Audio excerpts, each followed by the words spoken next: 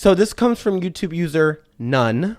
None, yeah. That's their name. Nope, just None. None, N-O-N-E, None is their name.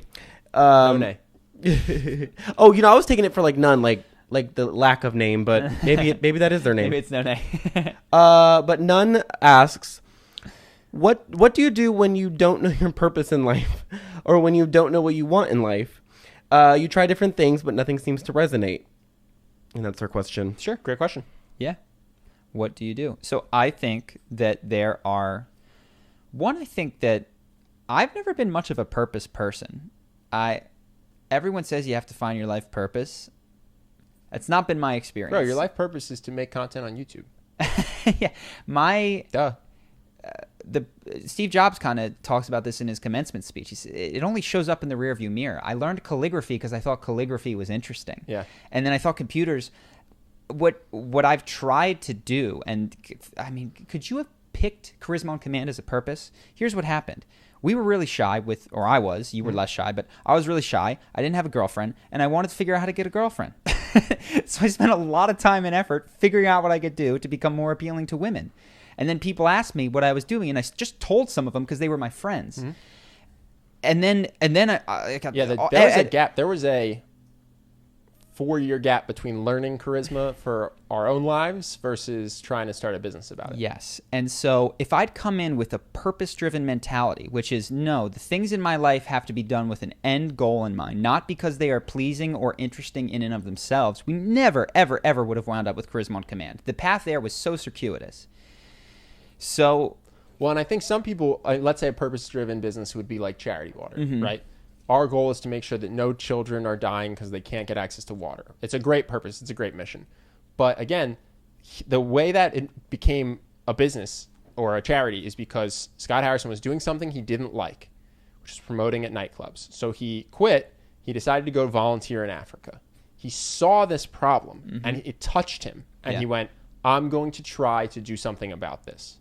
So it wasn't sitting in a room thinking about the problems of the world. It was what touched him, going and living and experiencing and trying to do. And he was only going, I think, for a couple months. He was just doing a thing between jobs. He was a photographer. I'll just take photos. So I think finding your purpose, it's really just about finding what touches you emotionally or what motivates you, what you want to do. And so here's the good news is you said it. So how does one find what motivates them? They move towards what they're motivated to move towards. What energizes you to do? Do that thing and don't do it with an end in mind. Now, do many of these things, right? If Steve Jobs had just done calligraphy, the picture wouldn't have come together.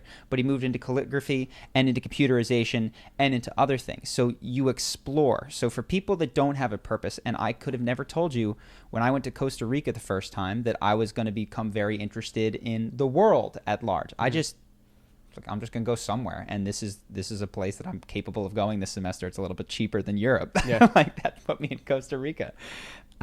So good news is that I think purpose is something that is seen in sometimes retrospect once it smacks you, and then you can stick the course. Well, I want to chime in here. Not everything in your life has to drive to the same purpose or even a purpose that's not one step removed. So, for instance, my dad loved hockey, wasn't quite good enough to play in the NHL, was playing in college, but just was like, I can't make a job out of this. What he wanted in life was to be a pro hockey player, but what else he wanted in life was to have a wife and a family. I don't think he particularly wanted to sell steel metal or to build stadiums and boats, but he needed a job. He needed to make money, and he likes his job, and he really likes his coworkers. But I think that his purpose in going to work at first was to provide for his wife and children, and now he's grown to love it because he's been doing it for years. But his purpose wasn't to build as many stadiums as possible. It was to provide a good life for his family. Mm-hmm. And so I think a lot of times people now, they kind of think that everything they have to do has to be right for that first focus or for that first purpose. I don't think you need that to have a good life. I'm not saying it's bad. I'm not saying you can't shoot for that.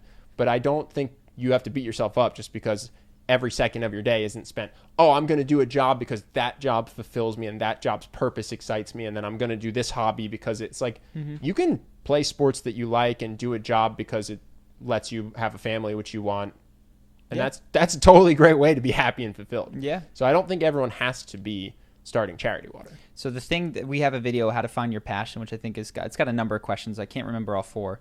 But some of them that you could ask yourself are, what do I currently spend money to do? These are my let's see if we can remember all 3. Go ahead. There was 4.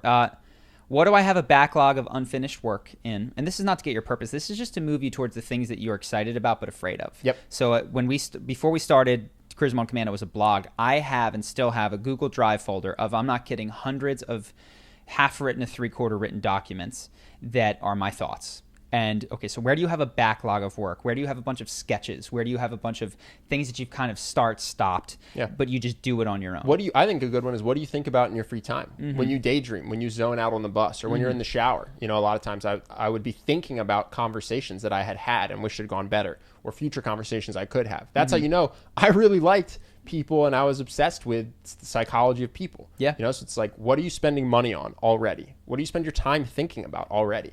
I think those will help point you towards what you're passionate about. But again, this isn't your purpose. This is just something that's going to fire you up to explore. Yeah, and which could build into a purpose or could just be a great part of your life. Exactly. And the thing that I've seen is that life is long, and it's the rear view mirror thing. I feel like right now in my life, a lot of things are coming together that I couldn't have predicted. I mean, we talked about the breakup, which led me to ayahuasca, which is leading us to checking out these clinics, which I feel like we're closing in on something that it's clicking. Yeah, and if in 20 years, someone asks you at 50, oh my God, how did you know that for the last 10 years you wanted to help people, PTSD veterans?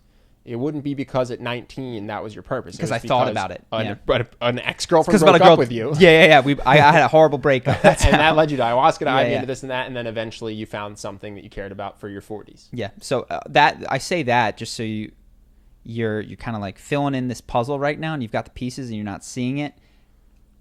It often comes together if you continue to explore and just move towards what you're touched by. So hopefully that helps.